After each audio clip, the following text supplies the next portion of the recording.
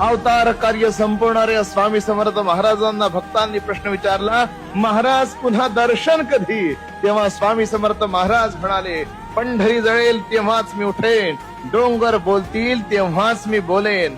महाराजांना प्रश्न विचारला, महाराज पुन्हा अवतार कधी?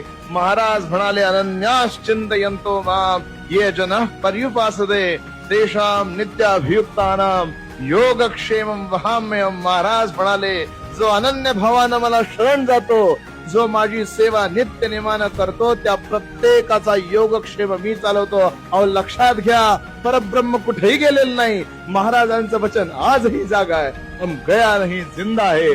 कधीतरी जाऊन त्या वटवृक्षाकडे बघा, तो वटवृक्ष तुम्हाला सांगेल, महाराजांची भाषा सांगेल की हम गया नाही जिंदा आहे.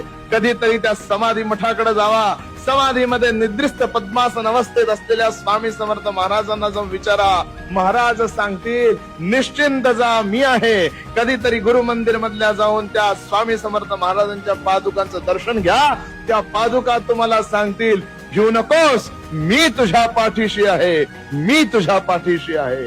श्री गुरुदेव दत्त. श्री स्वामी समर्थ.